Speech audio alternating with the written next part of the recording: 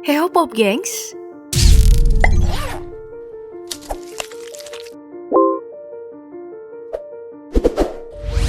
Melihat kondisi mengerikan yang terjadi di Sri Lanka sekarang yang merupakan imbas dari krisis ekonomi, tentu membuat kita bergidik ngeri. Selain kerusuhan, warga Sri Lanka sedang diintai beragam masalah, mulai dari kelaparan, mundurnya pendidikan, hingga turunnya kualitas hidup di sana. Hal ini tentu mengkhawatirkan. Banyak yang bertanya, apakah Sri Lanka bisa keluar dari situasi krisis ekonomi tersebut? Jawabannya bisa saja iya dan bisa saja tidak.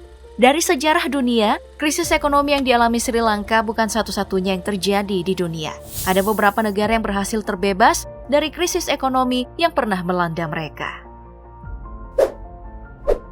Kita mulai dari negara Lionel Messi, yaitu Argentina.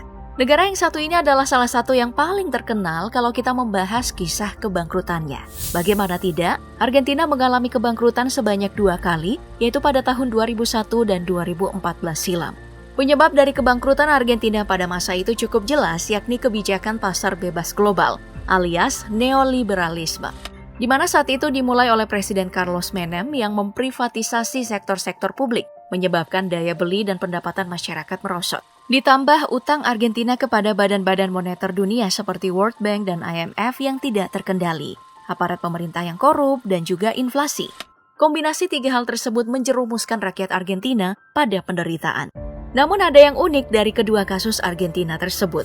Pada tahun 2001, Argentina pasrah dinyatakan default dan gagal bayar utang.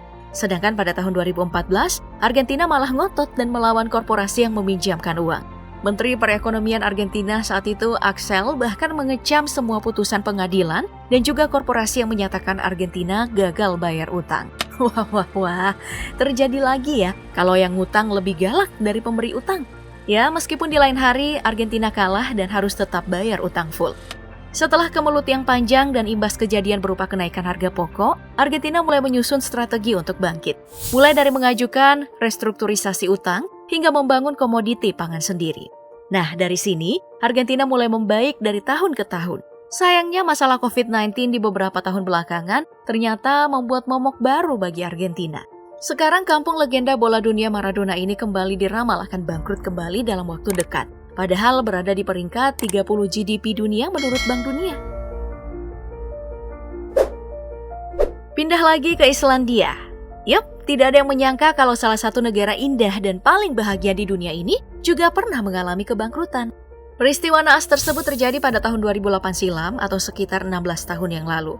Pada masa tersebut, dunia memang mengalami krisis global berat menyusul skandal bangkrutnya Lehman Brothers Holding yang merupakan bank investasi terbesar yang ada di Amerika Serikat. Saat kebangkrutan ini terjadi, Islandia harus menanggung utang senilai 85 miliar US dollar atau setara dengan 1.752 triliun rupiah jika dihitung dengan inflasi yang berlaku. Nasib yang rakyat Islandia alami tentu saja buruk. Mulai dari harga pangan yang naik hingga konsumsi sumber daya alam seperti gas dan minyak melonjak tinggi. Hal tersebut bahkan lebih buruk lagi jika musim dingin ekstrim melanda Islandia. Nah, masalah demi masalah ini pun baru terselesaikan sekitar 10 tahun kemudian di tahun 2018. Ada banyak strategi yang dilakukan Islandia, mulai dari menaikkan pajak untuk pengusaha dengan pendapatan yang sangat tinggi, lalu pengurangan pengeluaran pada bidang kesehatan dan pendidikan, gaji PNS dipotong hingga menggalangkan berbagai jenis wisata unik untuk menarik wisatawan. Sampai sekarang cara ini menjadi yang paling berhasil bagi Islandia dan tetap menjaga keunggulan di sektor wisata. Ya, walaupun sampai sekarang GDP dari Islandia belum terlalu menakjubkan karena masih berada di urutan 107 dunia. Masih di dekade yang sama dengan kebangkrutan Islandia tadi, sekarang kita pindah ke Yunani. Pada tahun 2008, Yunani juga mengalami kebangkrutan besar yang didorong turunnya ekonomi global. Rasio utang dengan PDB yang terlampau jauh dan kerugian sektor perdagangan jadi pemicu utama untuk kebangkrutan tersebut. Saat kemalangan ini terjadi pada Yunani, negara Athena ini harus pontang-panting mencari pinjaman lagi untuk memenuhi kebutuhan dasar seperti bahan pangan dan juga energi berupa gas. Nah, di sini IMF meminjamkan uang sebesar 250 miliar euro atau 3.824 miliar rupiah pada Yunani. Dengan dana ini, Yunani coba bertahan hidup dengan berhemat maksimal yang jadi salah satu faktor kebangkitan ekonomi mereka. Sejak tahun 2008, Yunani berusaha menyimpan sekitar 6 hingga 8% dari pendapatan negara tahunannya untuk dikumpulkan dalam membayar utang dan juga menjaga keseimbangan ekonomi Yunani.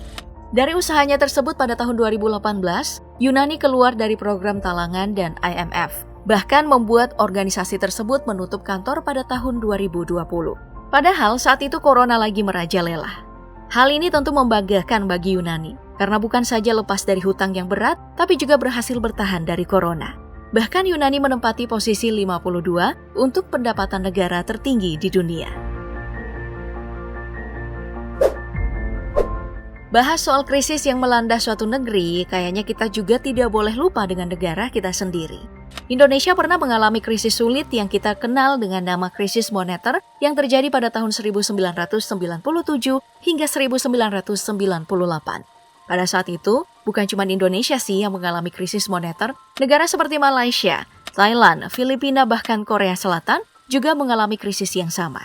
Namun Indonesia pada tingkat parah yang lebih tinggi karena beragam hal, mulai dari utang luar negeri yang membengkak, sistem perbankan lemah, tata kelola ekonomi yang buruk, stabilitas politik semrawut, dan juga praktek KKN yang sangat rumit. Bahkan kalau soal KKN, sampai sekarang sih kita masih ngerasa dengan jelas ya. Krisis ekonomi dari Indonesia ini tentu membuat banyak rakyat sengsara. Dari data BPS, jumlah penduduk miskin meningkat pesat dari 34 juta di tahun 1996 menjadi 49,5% di tahun 1998. Belum lagi PHK massal yang terjadi di Indonesia, bahkan meningkatkan pengangguran hingga 11,24%. Nah, menyoal krisis ekonomi, Indonesia dengan cepat melakukan beragam kebijakan untuk menangkal efek buruk krisis yang lebih jauh. Mulai dari sistem perbankan yang diubah secara masif. Setidaknya, ada 16 bank yang izinnya dicabut. Lalu Indonesia mendirikan penyihatan Bank Nasional, membekukan sejumlah bank, hingga pemerintah mengambil alih kuasa bank. Selain itu ada juga restrukturisasi utang luar negeri untuk meringankan pembayaran utang. Lewat dua hal ini, Indonesia bisa bertahan dan perekonomiannya mulai kembali stabil, hingga kita rasakan sampai sekarang. Negara kita bahkan berada di posisi menakjubkan untuk pendapatan terbesar negara di dunia, yaitu posisi 16 menurut Bank Dunia. Untuk mengakhiri video ini, kita tutup dengan sebuah negara yang mencengangkan, yaitu Rusia. Negara yang dipimpin oleh Presiden Putin ini bahkan bukan cuma sekali dua kali mengumumkan kebangkrutan, tapi sebanyak 9 kali. Gimana? Gak nyangka kan? Negara sebesar dan sekuat Rusia malah bangkrut 9 kali. Terakhir kali Rusia bangkrut adalah pada tahun 1998 kemarin dengan utang sebesar 17 miliar US dollar. Jika dihitung dengan inflasinya, nilai utang tersebut mencapai 462 triliun rupiah. Hal ini disebabkan beberapa hal seperti krisis keuangan di Asia dan permintaan minyak yang menurun membuat produktivitas nasional Rusia menurun. Pengangguran pun mencapai 13%. Kebangkitan Rusia baru terlihat setelah permintaan minyak dan sumber daya alam seperti gas dari Eropa mulai membludak.